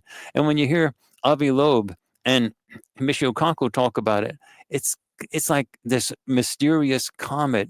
There's always this concept of worry that's associated with it. And the good ETs want to say, that's got to stop. They don't want to have anything to do with that. They want everything to say, we're friendly. And we showed up in tens of thousands of our ships. It didn't make any difference, but we showed up. We obviously want you to see us. We didn't use any of the cloaking technology. We didn't use any of the stealth tech in November and December of 2024 and into January. We want you to see us. And we want you to know that we're trying to communicate with you. So they're using us at Farsight as the showcase for how that's actually done. And then to show that we're just people, I have my daughter, and she comes in. I love my daughter, and I see her all the time. I mean, many times, not all the time. She's up there in the ships. Okay, I admit, I didn't raise her, and I never gave any child support payments. So you can call me a deadbeat dad if you want. But I mean, it was she was raised in the ships. I don't, but anyway, but she's still my daughter. I mean, it's clear as day. And the Farsight girls love her, and she looks at the Farsight girls, Intisam, Shantae, Yeme, Janae, Kamaya, and she loves them. And actually, they have experiences that she would like that she doesn't do. For example, the Farsight girls get dressed up. They use makeup, they get an outfit, and they go out to a club and they dance. My daughter's never done that. They don't do that on the ships. They do other things for entertainment, but they don't do that. And she's spoken like, I'd love to go with you girls to the ships. She considers the Farsight girls her sisters, because everybody's a test tube baby up there, so everybody's related in some way. But she considers the Farsight girls her sisters. And they just talk openly like sisters talk. I mean, you can see the conversations. They're on video. So you can hear what they do.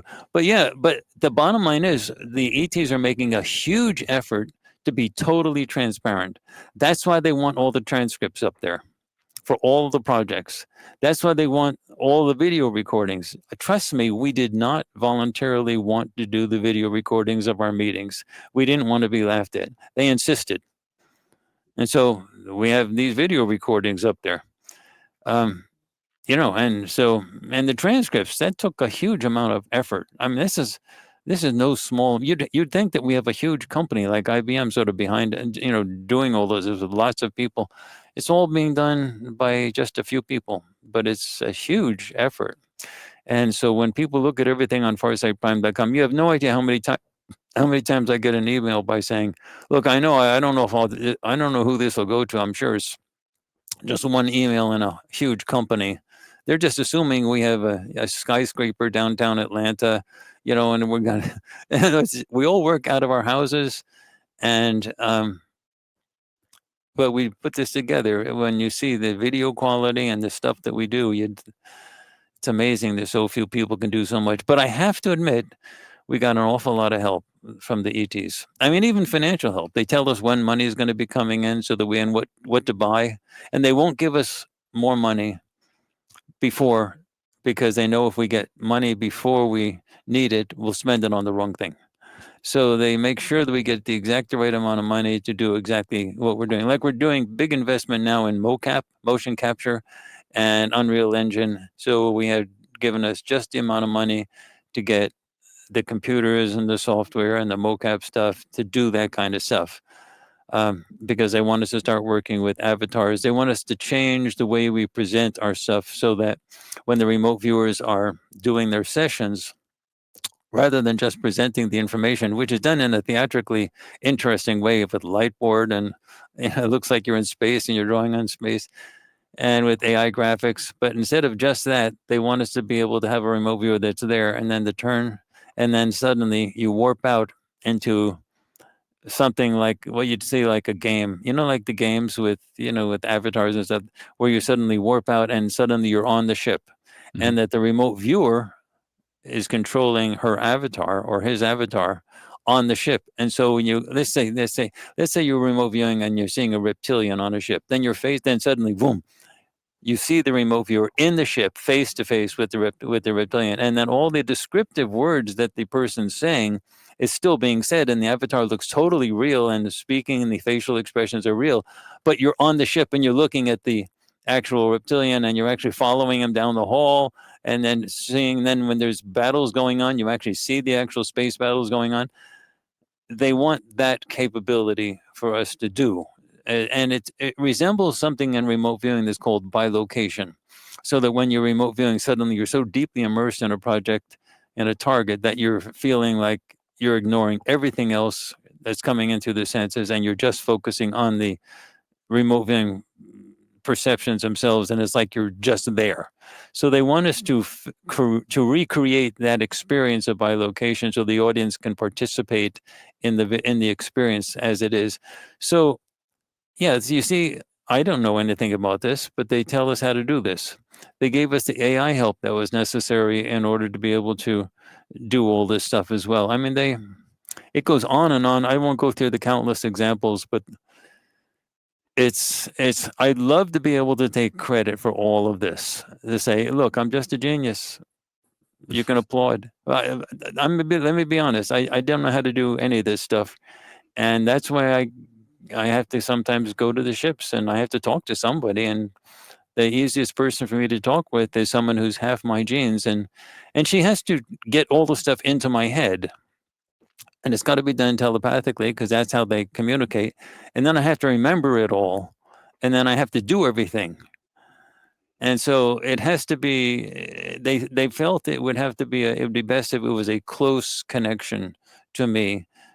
And so I guess I'm just guessing. They didn't tell me, but I'm just guessing that that's um, one of the sort of scientific reasons for why Ebonique was created. I mean, I would love to say that I'm a philanderer, that I went wandering around the galaxy and this is one of my kids, but that's not the way it happened. she was a she was a test tube baby. Dr. Brown, is always fascinating speaking with you. And I appreciate your work and I look forward to the next conversation. Yeah, everybody watching, please check out Farsight. Look through their projects, do your own analysis. I think that's going to go a long way into propagating this conversation, as if more people look into it for themselves and kind of like examine it. And all the tools are there. Like you can do a deep dive anytime you want. And you facilitated that with your work, Dr. Brown. So thank you for this. One thing I can add, if you look at the conversations that I've had with you before, this is the third one. Um, you'll see that the conversations have changed a lot as we go on, which means that a lot is happening at Farsight on a weekly basis. So it's not like we're telling the same story that we were talking about a year ago. So that gives you the answer to the question you asked before about disclosure. Where are we now? What's changing?